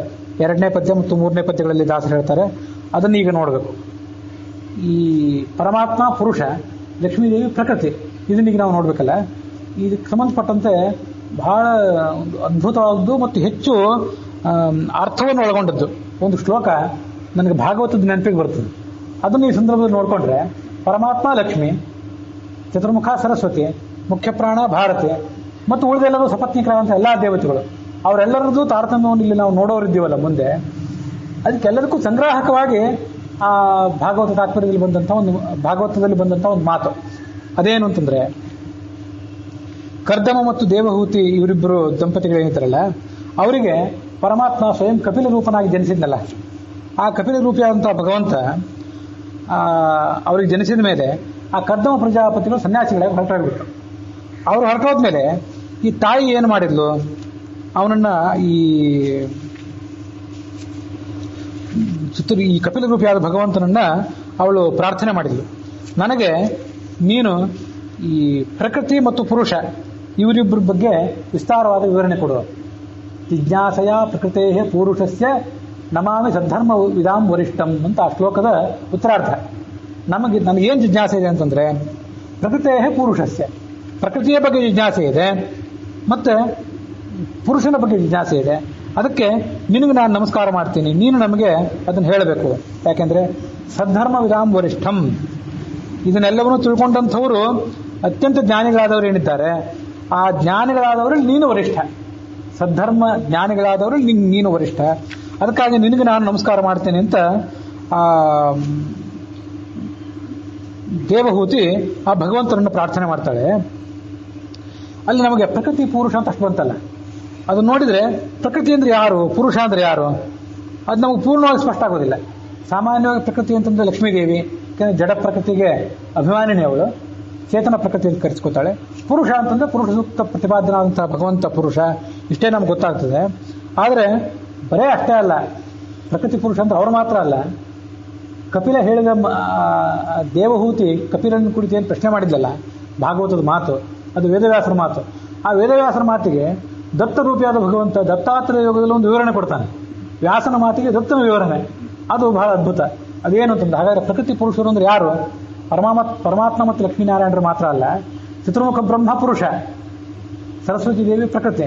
ಹಾಗೆ ಎಲ್ಲಾ ದೇವತೆಗಳು ಕೂಡ ಪುರುಷರು, ಆ ಎಲ್ಲಾ ದೇವತೆಗಳ ಪತ್ನಿಯರು ಕೂಡ ಪ್ರಕೃತಿಯರು. ಇದು ನಮಗೆ ನೆನಪಿರ್ಬೇಕು. ಅದಷ್ಟು ಮಾತ್ರ ಅಲ್ಲ, ನಾವು ಗಂಡಸರೆಲ್ಲರೂ ಪುರುಷರು, ನಮ್ಮ ಪತ್ನಿಯರೆಲ್ಲರೂ ಕೂಡ ಪ್ರಕೃತಿಗಳು. ಮತ್ತು ಇವರೆಲ್ಲರದ್ದು ಚೇತನರದಾಯಿತು. ಜಡವಾದಂತಹ ಪ್ರಕೃತಿ ಒಂದಿದೆಯಲ್ಲ, ಅದಂತೂ ಪ್ರಕೃತಿಯೇ. ಇದೆಲ್ಲದಕ್ಕೂ ಕೂಡ ಪ್ರಕೃತಿ ಅಂತ ಶಬ್ದ ಇದೆ. ಮತ್ತು ನಮ್ಮೆಲ್ಲರೂ ಗಂಡಸರನ್ನ ಪುರುಷರು ಅಂತ ಕರಿಬೇಕು ಅಂತ ಹೇಳ್ತದೆ ದತ್ತಾತ್ರೇಯ ಯೋಗ. ಹೀಗೆ ದತ್ತನ ಮಾತಿನಿಂದ ವೇದವ್ಯಾಸರ ಮಾತನ್ನು ಅರ್ಥ ಮಾಡ್ಕೊಳ್ಬೇಕು. ಅದನ್ನು ಭಾಗವತಾತ್ಮದಲ್ಲಿ ಆಚಾರ್ಯರು ಉಲ್ಲೇಖ ಮಾಡ್ತಾರೆ. ಅಂತೂ ನಮಗೀಗ ನಾವು ಈ ಕಕ್ಷಾತಾತ್ಮದಲ್ಲಿ ನೋಡ್ಬೇಕಾದ್ದೇನೆಂದ್ರೆ, ಪರಮಾತ್ಮ ಲಕ್ಷ್ಮಿ, ಚತುರ್ಮುಖ ಸರಸ್ವತಿಯರು, ಮುಖ್ಯ ಪ್ರಾಣ ಭಾರತಿ, ಶೇಷ ಮತ್ತು ವಾರುಣಿ, ಇವರೆಲ್ಲರದ್ದು ತಾರತಮ್ಯ, ಸಪತ್ನೀಕರಾದಂತಹ ದೇವತೆಗಳ ತಾರತಮ್ಯವನ್ನು ನೋಡಬೇಕಾಗಿದೆ. ಹಾಗೆ ಸಪತ್ನೀಕರಾದಂತಹ ಉಳಿದೆಲ್ಲರೂ ಗುರುಗಳು, ನಮ್ಮ ಗುರುಗಳು, ಅವ್ರ ಗುರುಗಳು, ಇವರೆಲ್ಲರನ್ನೂ ನೋಡಬೇಕಾಗಿದೆ. ಹೀಗೆ ಪ್ರಕೃತಿ ಪುರುಷರ ಅಜ್ಞಾನದಿಂದಾಗೇ ಅಲ್ಲ ನಮಗೆ ಸಂಸಾರ ಬಂದದ್ದು. ಅದರ ಅಜ್ಞಾನವನ್ನು ಕಳ್ಕೊಳ್ಳಿಕ್ಕಾಗಿ ದೇವಹೂತಿ ಆ ಕಪಿಲನ್ನು ಸ್ತೋತ್ರ ಮಾಡಿದ್ಲು. ಕಪಿಲ ಅದಕ್ಕೆ ಮುಂದೆ ಹೇಳಿದಂತ ಉತ್ತರ ಕೊಡ್ತಾ ಹೋದ. ಅದೀಗ ನಾವು ಪ್ರಕೃತಿಯ ಒಂದು ರೂಪವನ್ನು ಇಲ್ಲಿ ನೋಡಬೇಕು. ನಿತ್ಯ ಮುಕ್ತಳೆ, ನಿರ್ವಿಕಾರಳೆ. ನೀನು ನಿತ್ಯ ಮುಕ್ತಳಾಗಿದ್ದಿ, ಹಾಗೆ ನಿರ್ವಿಕಾರಳಾಗಿದ್ದಿ. ಸತ್ವರದ ಸ್ತಮೋ ಗುಣಾತ್ಮಕವಾದ ಪ್ರಕೃತಿಗೆ ಅಭಿಮಾನಿಯಾಗಿದ್ರೂ ಕೂಡ ನೀನು ಅದರ ವಿಕಾರಕ್ಕೊಳಗಾಗಿಲ್ಲ. ನಿತ್ಯ ಸುಖ ಸಂಪೂರ್ಣೆ, ಯಾವತ್ತೂ ಕೂಡ ಸುಖದಿಂದ ಕೂಡಿದವಳಾಗಿದ್ದೆ. ನಿತ್ಯಾನಿತ್ಯ ಜಗದಾಧಾರೆ, ಈ ನಿತ್ಯವೂ ಅನಿತ್ಯವೂ ಆದಂತಹ ಜಗತ್ತೇನಿದೆ, ಈ ಜಗತ್ತಿಗೆಲ್ಲದಕ್ಕೂ ಕೂಡ ನೀನು ಆಧಾರಳಾಗಿದ್ದಿ. ಮುಕ್ತ ಗಣ ವಿನುತೆ, ನೀನು ಮುಕ್ತ ಗಣಕ್ಕೂ ಅಮುಕ್ತ ಗಣಕ್ಕೂ. ಮುಕ್ತರಾಗಿಬಿಟ್ಕೊಳ್ಳಿ ನಾವು ಲಕ್ಷ್ಮೀದೇವಿ ಹಿಡಿತದಿಂದ, ಪ್ರಕೃತಿ ಹಿಡಿತದಿಂದ ತಪ್ಪಿಸ್ಕೋತೀವಿ ಅಂತಿಲ್ಲ, ಯಾವತ್ತೂ ಅವಳು ಹಿಡಿತದಲ್ಲೇ ಇರ್ತೇವೆ. ಚಿತ್ತೈಸು ಭಿನ್ನಪವ ಶ್ರೀ ಪುರುಷೋತ್ತಮನ ವಕ್ಷೋ ವಿಲಾಸಿನಿ ಭೃತ್ಯವತ್ಸಲೆ ಕಾಯೆ ತ್ರಿಜಗನ್ಮಾತೆ ವಿಖ್ಯಾತೆ. ನೀನು ವಿಖ್ಯಾತಳಾದವಳು, ವೇದದಲ್ಲಿ ಖ್ಯಾತಳಾದವಳು, ತ್ರಿಜಗನ್ಮಾತೆ, 3 ಜಗತ್ತಿಗೆ ತಾಯಿಯಾದವಳು, ಭೃತ್ಯವತ್ಸಲೆಯಾದವಳು, ಶ್ರೀ ಪುರುಷೋತ್ತಮನ ವಕ್ಷೋ ವಿಲಾಸಿನಿ. ನಾವೆಲ್ಲ ಬರೇ ಪುರುಷರು, ಅವನು ಪುರುಷೋತ್ತಮ. ಅವನ ವಕ್ಷಸ್ಥಳದಲ್ಲಿ ನೀನು ನಿವಾಸಿನಿಯಾದವಳು ಅಂತ ಹೀಗೆ ಅದನ್ನು ವರ್ಣನೆ ಮಾಡ್ತಾರೆ. ಶ್ರೀಶ್ಚತೆ ಲಕ್ಷ್ಮೀಶ್ಚ ಪತ್ನ್ಯವು ಅಹೋರಾತ್ರೇ ಪಾರ್ಶ್ವೇ ಅಂತ ಯಜುರ್ವೇದನ ಒಂದು ಮಾತು. ಆ ಯಜುರ್ವೇದದಲ್ಲಿ, ಕೃಷ್ಣ ಯಜುರ್ವೇದದಲ್ಲಿ ಶ್ರೀಶ್ಚತೆ ಲಕ್ಷ್ಮೀಶ್ಚ ಪತ್ನ್ಯವು, ಪರಮಾತ್ಮನಿಗೆ ಇಬ್ಬರು ಪತ್ನಿಯರು, ಇಬ್ಬಳು ಲಕ್ಷ್ಮೀದೇವಿ ಮತ್ತೊಬ್ಬಳು ಹ್ರೀ. ಹ್ರೀ ಅಂದರೆ ನಾಚಿಕೆ ಅಂತ ಅರ್ಥ. ಅಂದರೆ ಅದು ಲಕ್ಷ್ಮೀದೇವಿ ಒಂದು ರೂಪ ಅಂತ ಹೀಗೆ ತಿಳ್ಕೊಳ್ಬೋದು. ಈ ಯಜುರ್ವೇದದ್ದೇ ಶುಕ್ಲ ಯಜುರ್ವೇದ ಅಂತ ಏನು ಭಾಗ ಇದೆಯಲ್ಲ, ಅದರ ಪಾಠ ಶ್ರೀಶ್ಚತೆ ಲಕ್ಷ್ಮೀಶ್ಚ ಪತ್ನಿಯವು. ಪರಮಾತ್ಮನಿಗೆ ಶ್ರೀದೇವಿ ಮತ್ತು ಲಕ್ಷ್ಮೀದೇವಿ ಅಂತ ಇಬ್ಬರು ಪತ್ನಿಯರು. ಕೃಷ್ಣ ಯಜುರ್ವೇದದ ಪ್ರಕಾರ ಹ್ರೀಹಿ ಹಕ್ಕೆ ರದ ಒತ್ತು, ಶ್ರೀಶ್ಚತೆ ಲಕ್ಷ್ಮೀಶ್ಚ ಪತ್ನಿಯವು ಹೀಗೆ ಪಾಠ ಇದೆ. ಅದನ್ನು ಬ್ರಹ್ಮಸೂತ್ರ ಭಾಷ್ಯದಲ್ಲಿ 1ನೇ ಅಧ್ಯಾಯದ 1ನೇ ಪಾದದಲ್ಲಿ 23ನೇ ಸೂತ್ರದಲ್ಲಿ ಅದು ಉದಾಹರಣೆ ಕೊಡ್ತಾರೆ. ಪ್ರಾಯ ಅತಯವ ಪ್ರಾಣ ಅಂತ ಸೂತ್ರ ಇದ್ದಿರಬೇಕು. ಆ ಸೂತ್ರಕ್ಕೆ ಸಂಬಂಧಪಟ್ಟಂತೆ ಇಂಥ ಒಂದು ಮಾತನ್ನು ಆಚಾರ್ಯರಲ್ಲಿ ಉಲ್ಲೇಖ ಮಾಡ್ತಾರೆ, ಈ ವೇದವಾಕ್ಯವನ್ನು. ನಾವಿಲ್ಲಿ ವಿಕಾಸವಾಗಿ ನೋಡಿದ್ದೀವಲ್ಲ, ಪರಮಾತ್ಮ ಎದುರಿಗೆ ಕೂತ್ಕೊಂಡು ಅವನನ್ನು ಸ್ತೋತ್ರ ಮಾಡುವಂಥ ಲಕ್ಷ್ಮೀದೇವಿ ರೂಪ ಇದೆಲ್ಲ, ಅದಕ್ಕೆ ವೇದ ಅನ್ಬೇಕು. ಪರಮಾತ್ಮನ ಪಕ್ಕದಲ್ಲಿ ಆತನ ತೊಡೆಯ ಮೇಲೆ ಕೂತ್ಕೊಂಡಿರುವಂಥವಳು ಏನಿರ್ತಾಳಲ್ಲ, ಅವಳಿಗೆ ಯಜ್ಞ ಅನ್ಬೇಕು. ಪರಮಾತ್ಮನ ಅರ್ಧ ಭಾಗವೇ ಆದಂತಹ ಲಕ್ಷ್ಮೀದೇವಿ ರೂಪ ಇದೆಯಲ್ಲ, ಅದಕ್ಕೆ ದಕ್ಷಿಣ ಅಂತ ಅನ್ಬೇಕು. ಅಂತೂ ವೇದಾಭಿಮಾನಿ ರೂಪಕ್ಕಿಂತ ಯಜ್ಞಾಭಿಮಾನಿ ರೂಪ ಶ್ರೇಷ್ಠ, ಯಜ್ಞಾಭಿಮಾನಿ ರೂಪಕ್ಕಿಂತ ದಕ್ಷಿಣಾಭಿಮಾನಿ ರೂಪ ಇನ್ನೂ ಶ್ರೇಷ್ಠ. ಅದಕ್ಕಾಗಿ ಧನ್ಯಾಶ್ಚರ್ಯ ಉಪಾಖ್ಯಾನ ಇದನ್ನು ನಾವು ಹಿಂದೆ ನೋಡಿದ್ದೀವಿ. ಇದೇ ಈ ವಕ್ಷೋ ನಿವಾಸಿನಿ ಅಂತ ಪ್ರಸಂಗ ಬಂದಾಗಲೇ ತ್ರಿವಿಕ್ರಮ ಪಂಡಿತರು ಮತ್ತೆ ಜಯತೀರ್ಥರು ಆ ಪರಮಾತ್ಮನ ಎದೆಯಲ್ಲಿರುವಂಥ ರೂಪ ಯಾವುದು, ತೊಡೆಯಲ್ಲಿರುವಂಥ ರೂಪ ಯಾವುದು, ಅದರ ಬಗ್ಗೆ ಒಂದಿಷ್ಟು ವಿವರಣೆ ಕೊಡ್ತಾರೆ. ಅದೇ 1ನೇ ಅಧ್ಯಾಯ 1ನೇ ಪಾದ 23ನೇ ಸೂತ್ರಕ್ಕೆ ಸಂಬಂಧಪಟ್ಟಂತೆನೆ. ಅಂಕಂಶಿತ ಶ್ರೀಹಿ ವಕ್ಷಸಿ ಲಕ್ಷಣಭೂತ ಲಕ್ಷ್ಮೀಹಿ ಅಂತ ತ್ರಿವಿಕ್ರಮ ಪಂಡಿತರು ವರ್ಣನೆ ಕೊಡ್ತಾರೆ. ಶ್ರೀ ಅನ್ನೋ ಶಬ್ದ ಏನನ್ನು ಹೇಳುತ್ತದೆ? ಶ್ರೀ ಅಂದರೆ ಆಶ್ರಯಿಸಿದವಳು ಅಂತ ಅರ್ಥ. ಶ್ರೀ ಅನ್ನೋ ಶಬ್ದನೇ ಶೃಂಗ್ ಸೇವಾಯಾಮ್ ಅಂತ. ಆ ಮೂಲ ಧಾತುನೇ ಯಾರು ಆಶ್ರಯಿಸಿರ್ತಾರೋ ಅವಳು ಅಂತ ಅರ್ಥ ಹೇಳ್ತದೆ. ಹಾಗಾಗಿ ಲಕ್ಷ್ಮೀದೇವಿ ಪರಮಾತ್ಮನ ತೊಡೆಯನ್ನು ಆಶ್ರಯಿಸಿದ್ದರಿಂದ ಅವಳಿಗೆ ಶ್ರೀ ಅಂತ ಹೆಸರು. ಹಾಗಾಗಿ ಪರಮಾತ್ಮನ ತೊಡೆಯಲ್ಲಿದ್ದ ರೂಪಕ್ಕೆ ಶ್ರೀ ಅಂತ ಹೆಸರು. ಪರಮಾತ್ಮನ ಎದೆಯಲ್ಲಿರುವ ಅವನಿಗೆ ಲಕ್ಷಣಭೂತವಾಗಿ ರೂಪ ಇದೆಯಲ್ಲ, ಯಾಕೆಂದ್ರೆ ಪರಮಾತ್ಮ ಶ್ರೀವತ್ಸ ಲಾಂಛನ ಅವನು. ಹಾಗಾಗಿ ಪರಮಾತ್ಮನ ಚಿಹ್ನವಾಗಿ ಅವನ ಎದೆಯನ್ನು ಅವಲಂಬಿಸಿಕೊಂಡಿರುವಂಥ ರೂಪ ಇದೆಯಲ್ಲ, ಈ ರೂಪ ಏನಿದೆಯಲ್ಲ ಅದಕ್ಕೆ ಲಕ್ಷ್ಮಿ ಅಂತ ಕರಿಬೇಕು. ವಕ್ಷಸಿ ಲಕ್ಷಣಭೂತ, ಪರಮಾತ್ಮನ ಶ್ರೀವತ್ಸ ಅನ್ನುವ ಒಂದು ಲಾಂಛನವಾಗಿ ಅವನ ಎದೆಯನ್ನು ಅಲಂಕರಿಸಿಕೊಂಡಿರುವಂಥ ರೂಪ ಲಕ್ಷ್ಮಿ ಎನ್ನುವ ರೂಪ. ತೊಡೆಯನ್ನು ಆಶ್ರಯಿಸಿಕೊಂಡಿರುವಂಥ ರೂಪ ಶ್ರೀ ಎನ್ನುವ ರೂಪ ಅಂತ ತ್ರಿವಿಕ್ರಮ ಪಂಡಿತರು ಹೇಳ್ತಾರೆ. ಜಯತೀರ್ಥರು ಆ ಎದೆಯಲ್ಲಿರುವಂಥ ರೂಪವೇ ಶ್ರೀ ಅಂತ ಹೇಳ್ತಾರೆ. ಹೀಗೆ ಒಂದು ಸ್ವಲ್ಪ ಭಿನ್ನಾಭಿಪ್ರಾಯ ಇದೆ ಅಲ್ಲಿ. ಭಿನ್ನಾಭಿಪ್ರಾಯ ಅಂತಂದ್ರೆ ಅದೆರಡೂ ಕೂಡ ಪರಸ್ಪರ ಸಿದ್ಧಾಂತಕ್ಕೆ ವಿರುದ್ಧವಾದ ಭಿನ್ನಾಭಿಪ್ರಾಯ ಅಲ್ಲ. ಉಪಾಸನೆ ಮಾಡುವವರು, ಪರಮಾತ್ಮನ ರೂಪವನ್ನು ಚಿಂತನೆ ಮಾಡುವಂಥವ್ರು, ಗಾಯತ್ರಿ ನಾರಾಯಣ ಅಷ್ಟಾಕ್ಷರ ಇತ್ಯಾದಿ ಜಪಗಳನ್ನು ಮಾಡುವರು. ಯಾಕಂದ್ರೆ ಪರಮಾತ್ಮನೇ ಪಕ್ಕವಿಲ್ಲ, ಎರಡೆರಡು ರೂಪಗಳನ್ನು ಚಿಂತನೆ ಮಾಡಬೇಕಲ್ಲ. ಉದ್ಯೋದ್ಭಾಸ ಸಮಾಭಾಸ ಚಿದಾನಂದಿಕದೇಹವಾನ್ ಲಕ್ಷ್ಮೀಧರಾಭ್ಯಾಮ್ ಆಶ್ಲಿಷ್ಟ. ನಾರಾಯಣ ಅಷ್ಟಾಕ್ಷರ ಜಪವನ್ನು ಮಾಡುವಾಗ ಅದರ ಧ್ಯಾನ ಲಕ್ಷ್ಮೀ ರೂಪ ಮತ್ತು ಭೂರೂಪ, ಈ ಎರಡು ರೂಪಗಳ ಆಲಿಂಗನವನ್ನು ಸ್ವೀಕಾರ ಮಾಡುವಂಥ ರೂಪ ಅಂತ ಒಂದು ವರ್ಣನೆ ಮಾಡ್ತಾರೆ. ಅಂದ್ರೆ ಪರಮಾತ್ಮನ ಆ ಕಡೆ ಈ ಕಡೆ ಎರಡು ರೂಪಗಳಿರಬೇಕಲ್ಲ. ಆ ಎರಡು ರೂಪಗಳನ್ನು ಧ್ಯಾನ ಮಾಡುವಾಗ ತೊಡೆಯಲ್ಲಿ ಕೂತ ರೂಪ ಶ್ರೀ ಅಂತಾದರೂ ಧ್ಯಾನ ಮಾಡ್ರಿ, ಅಥವಾ ಎದೆಯಲ್ಲಿ ಕೂಳಿತಂತಹ ರೂಪವೇ ಶ್ರೀ ಅಂತಾದರೂ ಧ್ಯಾನ ಮಾಡ್ರಿ, ಯಾವುದನ್ನಾದ್ರೂ ನೀವು ಮಾಡ್ರಿ. ಇದು ಆ ಮಹಾತ್ಮರಾದಂತಹ ತ್ರಿವಿಕ್ರಮ ಪಂಡಿತರು ಜಯತೀರ್ಥರು ಅವರು ತಮ್ಮ ವ್ಯಾಖ್ಯಾನಗಳಲ್ಲಿ ಕೊಟ್ಟಂತಹ ಒಂದು ಭಿನ್ನ ಭಿನ್ನವಾದ ಆಲೋಚನೆ, ವಿರುದ್ಧವಾದ ಆಲೋಚನೆ ಅಲ್ಲ, ಕೇವಲ ಭಿನ್ನವಾದ ಆಲೋಚನೆ ಅಂತದನ್ನ ಈ ಸಂದರ್ಭದಲ್ಲಿ ನೋಡಬೇಕು. ಅಂತೂ ಆತ ಪುರುಷೋತ್ತಮ, ಅವನ ಜೊತೆಗೆ ಆಕೆ ಪ್ರಕೃತಿ ಅನ್ನೋ ರೂಪದಿಂದ ಇದ್ದಾಳೆ. ಪುರುಷೋತ್ತಮನ ವಕ್ಷೋ ನಿವಾಸಿನಿ ಭೃತ್ಯವತ್ಸರೆ ಕಾಯೆ ತ್ರಿಜಗನ್ಮಾತೆ ವಿಖ್ಯಾತೆ. ಕೂಪಗಳು ಪೃಥಕ್ ಪೃಥಕ ಮಹಾಪುರುಷನ ಸ್ವಮೂರ್ತಿಯ ತಾಮರ ಜಾಂಡಗಳ ತದ್ಗತ ವಿಶ್ವರೂಪಗಳ ಶ್ರೀ ಮಹಿಳೆ ರೂಪಗಳ ಗುಣಗಳ ಸೀಮೆಗಾಣದೆ ಯೋಚಿಸುತ್ತ ಮಮ ಸ್ವಾಮಿ ಮಹಿಮೆ ಎಂತುಂಟು, ಮಹಿಮೆ ಅದೆಂತುಂಟು ಎಂದು ಅಡಿಗಡಿಗೆ ಬೆರಗಾದ. ಈ ಏನು 3ನೇ ಪದ್ಯ ಇದೆಯಲ್ಲ, ಒಟ್ಟಾರೆ ಪದ್ಯಗಳಲ್ಲಿ 935ನೇ ಪದ್ಯ. ಇದಕ್ಕೆ ಕೆಲವು ಕನ್ನಡ ಅನುವಾದ ಪುಸ್ತಕಗಳಲ್ಲಿ ಬ್ರಹ್ಮವಾಯುಗಳ ಸ್ತೋತ್ರ ಅಂತ ಹೆಡ್ಡಿಂಗ್ ಕೊಟ್ಟಿದ್ದಾರೆ. ಇದು ಬ್ರಹ್ಮವಾಯುಗಳ ಸ್ತೋತ್ರ ಅಲ್ಲ. ಬ್ರಹ್ಮವಾಯುಗಳ ಸ್ತೋತ್ರ 4ನೇ ಪದ್ಯದಿಂದ 936ನೇ ಪದ್ಯದಿಂದ ಪ್ರಾರಂಭ ಆಗ್ತದೆ. ಆ ಹೆಡ್ಡಿಂಗ್ ಅನ್ನು ಹೊಡೆದು ಹಾಕಿಕೊಳ್ರಿ. ಮತ್ತು ಅದಕ್ಕೆ ಸಂಬಂಧಪಟ್ಟಂತ ಕನ್ನಡ ವಿವರಣೆಯಿಂದ ಅಲ್ಲಿಯೂ ಕೂಡ ನಾನು ತಿದ್ದುಪಡಿ ಹೇಳ್ತೀನಿ. ಇದು ಬ್ರಹ್ಮವಾಯುಗಳ ಸ್ತೋತ್ರ ಅಲ್ಲ. ಈ 2ನೇ ಮತ್ತು 3ನೇ ಪದ್ಯ ಎರಡೂ ಕೂಡ ಲಕ್ಷ್ಮೀದೇವಿ ಸ್ತೋತ್ರವನ್ನೇ ಹೇಳ್ತದೆ. ಇದನ್ನು ನಾನು ಪದ್ಮನಾಭದಾಸರು ಅಂತೇನು ಪ್ರಾಚೀನ ಟಿಪ್ಪಣಿಕಾರಿದ್ದಾರೆ ಹರಿಕಥಾಮೃತಸಾರಕ್ಕೆ, ಅವ್ರದನ್ನ ಅವಲಂಬಿಸಿ ಮತ್ತೆ ಸುವಿಜೇಂದ್ರ ಸ್ವಾಮಿಗಳು ಕೂಡ ಯಾವ ತರ ಹೇಳ್ತಾರೆ ಅದನ್ನ ಅವಲಂಬಿಸಿ ಹೇಳ್ತಿದ್ದೇನೆ. ಇದು ಇಡೀ ಮೂರನೇ ಪದ್ಯವೂ ಕೂಡ ಲಕ್ಷ್ಮೀದೇವಿದೇ ಸ್ತೋತ್ರ.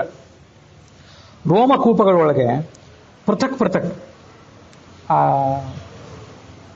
ಈ ಪರಮಾತ್ಮನ ಮೂರ್ತಿಯನ್ನು ಆಕೆ ನೋಡ್ತಿದ್ದಾಳೆ. ತನ್ನ ಶರೀರವನ್ನು ನೋಡ್ಕೊಳ್ತಿದ್ದಾಳೆ. ತನ್ನ ಪ್ರತಿಯೊಂದು ರೋಮಕೂಪದಲ್ಲಿಯೂ ಕೂಡ ಪರಮಾತ್ಮನ ಭಿನ್ನ ಭಿನ್ನ ರೂಪಗಳು ಆಕೆ ಕಾಣಿಸ್ತಾ ಇವೆ. ಮತ್ತೆ ಬ್ರಹ್ಮಾಂಡಗಳು ಕೂಡ ಕಾಣಿಸ್ತಾ ಇವೆ. ಒಂದೊಂದು ರೋಮಕೂಪದಲ್ಲಿ ಒಂದೊಂದು ಬ್ರಹ್ಮಾಂಡ ಅವಳಿಗೆ ಕಾಣಿಸ್ತಾ ಇದೆ. ಅದನ್ನು ನಾನು ಮತ್ತೆ ಹೇಳ್ತೇನೆ ಮುಂದೆ. ನಾಳೆ 4ನೇ ಪದ್ಯವನ್ನು ಹೇಳುವಾಗ ಒಂದೊಂದು ರೋಮಕೂಪದಲ್ಲಿ ಒಂದೊಂದು ಬ್ರಹ್ಮಾಂಡ ಅನ್ನೋದಕ್ಕೆ ಏನು ಅರ್ಥ, ಭಾಗವತ ತಾತ್ಪರ್ಯ ಏನಿದೆ ಹೇಳಿದೆ ಅಂತ ಅನ್ನೋದನ್ನ ನಾಳೆ ದಿವಸ ಹೇಳ್ತೇನೆ. ಮತ್ತು ಪ್ರತ್ಯೇಕವಾಗಿ ಬ್ರಹ್ಮಾಂಡಗಳನ್ನು ಕಾಣ್ತಾಳೆ. ಆ ಬ್ರಹ್ಮಾಂಡಕ್ಕೆ ಆಧಾರಭೂತವಾದಂತಹ ಪರಮಾತ್ಮನ ವಿಶ್ವರೂಪವನ್ನು ಆಕೆ ಕಾಣ್ತಾಳೆ. ಕಂಡು ಸದಾ ಅದನ್ನು ಆಕೆ ಮನಸ್ಸಿನಲ್ಲಿ ತಂದುಕೋತಾಳೆ. ಇಷ್ಟೆಲ್ಲ ತಂದುಕೊಂಡು ಆಕೆ ಅದರ ಕೊನೆಯನ್ನು ಮಾತ್ರ ಕಾಣೋದಿಲ್ಲ ಎಂದು, ಇದಕ್ಕೆ ತುದಿ ಮೊದಲೇ ಇಲ್ಲಲ್ಲ ಅಂತ ಆಶ್ಚರ್ಯ ಪಡ್ತಿದ್ದಾಳೆ. ಇಂಥದೇ ಒಂದು ಪದ್ಯ ಹಿಂದೂ ಕೂಡ ಬಂದಿತ್ತು. ನನ್ನ ಸ್ವಾಮಿಯ ಪರಮಾತ್ಮನ ಮಹಿಮಾ ಎಷ್ಟು ಅದ್ಭುತವಾಗಿದೆ ಅಂತ ಅಡಿಗಡಿಗೆ ಲಕ್ಷ್ಮೀದೇವಿ ಆಶ್ಚರ್ಯ ಪಡ್ತಿದ್ದಾಳೆ. ಇಷ್ಟೇ ಅರ್ಥ ಅದಕ್ಕೆ. ಎಂದು ಅಡಿಗಡಿಗೆ ಬ್ರಹ್ಮದೇವರು ವಿಸ್ಮಯ ಪಡುವವರು ಅಂತ ಕೆಲವು ಕಡೆ ಅನುವಾದ ಮಾಡಿದ್ದಾರೆ. ಅದನ್ನ ಹೊಡೆದು ಹಾಕೊಂಡ್ಬಿಟ್ರೆ ಅದು ಬ್ರಹ್ಮದೇವರ ವರ್ಣನೆ ಮಾಡುವಂಥ ಶ್ಲೋಕ ಅಲ್ಲ. ಯಾಕೆಂದ್ರೆ ಈ ಪದ್ಯ ನೋಡಿ ಹೀಗಿದೆ: ರೋಮಕೂಪಗಳು ಪೃಥಕ್ ಪೃಥಕ್ ಅಂದ್ರೆ ಪ್ರತ್ಯೇಕವಾಗಿ ಆ ಮಹಾಪುರುಷನ ಸ್ವಮೂರ್ತಿಯ ಪರಮಾತ್ಮನ ರೂಪ ತಾಮರಸ ಜಾಂಡ, ತಾಮರಸ ಅಂದ್ರೆ ಪದ್ಮ, ಆ ಪದ್ಮದಿಂದ ಹುಟ್ಟಿದ ಚತುರ್ಮುಖ, ಅವನ ಅಂಡ ಅಂದ್ರೆ ಬ್ರಹ್ಮಾಂಡ. ಆ ಬ್ರಹ್ಮಾಂಡ ಮತ್ತು ತದ್ಗತ ವಿಶ್ವರೂಪಗಳು, ಆ ಬ್ರಹ್ಮಾಂಡಗಳಲ್ಲಿರುವಂತಹ ಭಗವಂತನ ರೂಪಗಳು.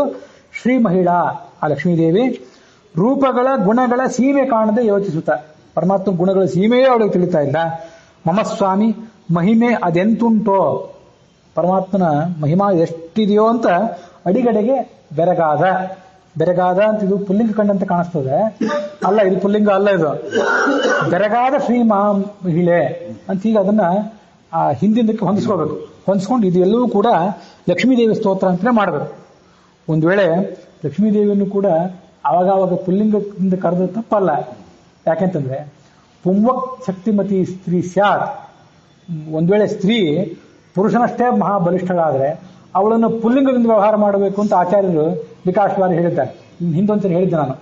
ಪರಮಾತ್ಮನ ಪೂರ್ವ ದಿಕ್ಕಿನಲ್ಲಿರುವ ಕೈ, ದಕ್ಷಿಣ ದಿಕ್ಕಿನಲ್ಲಿರುವ ಕೈ, ಪಶ್ಚಿಮ ದಿಕ್ಕು ಉತ್ತರ ದಿಕ್ಕುಗಳಲ್ಲಿರುವ ತೋಳುಗಳನ್ನ ಮತ್ತು ಅವುಗಳು ಹಿಡಿದಿರುವಂತಹ ಆಯುಧಗಳನ್ನೆಲ್ಲವನ್ನು ಉಪಾಸನೆ ಮಾಡಿ ಆ ತೋಳುಗಳಿಗೆ ಯಾವ್ಯಾವ ಭಗವಂತನ ಹೆಸರುಗಳಿವೆ ಅಂತ ಅನ್ನೋದನ್ನು ಉಪಾಸನೆ ಮಾಡಿ ಲಕ್ಷ್ಮೀದೇವಿ ಈ ಸಂಸಾರದ ದುಃಖವನ್ನೆಲ್ಲವನ್ನು ಕೂಡ ಎಂದೂ ಇದರಲ್ಲಿ ಸಿಲುಕುತ್ತೇ ಇರುವಂತೆ ದಾಟಿ ಹೋದ್ಲು. ಹಾಗೆ ಭಗವಂತನ ತೋಳುಗಳನ್ನು ಯಾರು ಉಪಾಸನೆ ಮಾಡ್ತಾನೆ ಆತ ಲಕ್ಷ್ಮೀದೇವಿಯನ್ನು ಮಾದರಿಯನ್ನಾಗಿಟ್ಕೊಂಡು ಈ ಸಂಸಾರವನ್ನು ನೀಗುತ್ತಾನೆ ಅಂತ ಒಂದು ಮಾತು ಬಂದಿತ್ತು. ಅಲ್ಲಿ ಲಕ್ಷ್ಮೀದೇವಿಯನ್ನು ಪುಲ್ಲಿಂಗದಲ್ಲಿ ಹೇಳಿದ್ರು. ಯಾಕೆ ಅಂತಂದ್ರೆ ಈ ಗಂಡಸರು, ಮುಖ್ಯ ಪ್ರಾಣ, ಚತುರ್ಮುಖ, ರುದ್ರ, ಈ ಜಗತ್ತಿನಲ್ಲಿರುವಂತಹ ಯಾವುದೇ ಮಹಾರಾಜಾದಿರಾಜರು ಎಲ್ಲಾ ಗಂಡಸರನ್ನು ಆಕೆ ಮೀರಿಸಿದವರು. ಈ ಜೀವಕೋಟಿಯಲ್ಲಿರುವಂತಹ ಎಲ್ಲಾ ಗಂಡಸರಿಗಿಂತಲೂ ಅತಿ ದೊಡ್ಡ ಗಂಡಸು ಅವಳು ಆ ದೃಷ್ಟಿಯಿಂದ, ಶಕ್ತಿಶಾಲಿ ಅನ್ನೋ ದೃಷ್ಟಿಯಿಂದ. ಅದಕ್ಕಾಗಿ ಅವಳು ಪುಲ್ಲಿಂಗದಿಂದ ನಿರ್ದೇಶ ಮಾಡಿದ ತಪ್ಪೇನಲ್ಲ, ಆದರೂ ಅಡಿಗಡಿಗೆ ಬೆರಗಾದ ಶ್ರೀ ಮಹಿಳೆ ಅಂತ ಅಲ್ಲಿಗೆ ಅದನ್ನು ಅನ್ವಯ ಮಾಡ್ಕೊಳ್ಬೇಕು. ಹಾಗಾಗಿ ಇದು ಶುದ್ಧವಾಗಿ ಲಕ್ಷ್ಮೀದೇವಿ ಸ್ತೋತ್ರ ಮಾತ್ರ ಅಂತ ಅನ್ನೋದನ್ನ ನಾವಿಲ್ಲಿ ಕಾಣಬೇಕು. ಇದ್ರ ಜೊತೆಗೆ ಆ ಕಕ್ಷಾತಾರತಮ್ಯ ಸಂಧಿಯ 3ನೇ ಪದ್ಯ, ಒಟ್ಟಾರೆ ಪದ್ಯಗಳಲ್ಲಿ 935ನೇ ಪದ್ಯ ಇಲ್ಲಿಗೆ ಸಮಾಪ್ತಿಯನ್ನು ಕಂಡಿದೆ. ಇವತ್ತು ಸತ್ಯವ್ರತ ಸ್ವಾಮಿಗಳ ಆರಾಧನಾ ಈ ಸಾಂಗ್ರಿಯಲ್ಲಿ. ಆ ಸತ್ಯವ್ರತ ಸ್ವಾಮಿಗಳ ಅಂತರ್ಯಾಮಿಯಾಗಿರ್ತಕ್ಕಂಥ ಪ್ರಕೃತಿ ಪುರುಷ ಶಬ್ದವಾಚ್ಯರಾದಂಥ ಭಾರತಿ ಮತ್ತು ಮುಖ್ಯ ಪ್ರಾಣರು, ಅವರ ಅಂತರ್ಯಾಮಿಯಾಗಿರ್ತಕ್ಕಂಥ ಪ್ರಕೃತಿ ಪುರುಷ ಶಬ್ದವಾಚ್ಯರಾದಂಥ ಲಕ್ಷ್ಮೀನಾರಾಯಣರಿಗೆ ಇದು ಅರ್ಪಿತ ಆಗಲಿ ಅನ್ನುವಲ್ಲಿಗೆ ಈ ಭಾಗ ಸಮಾಪ್ತಿಯನ್ನು ಕಂಡಿದೆ.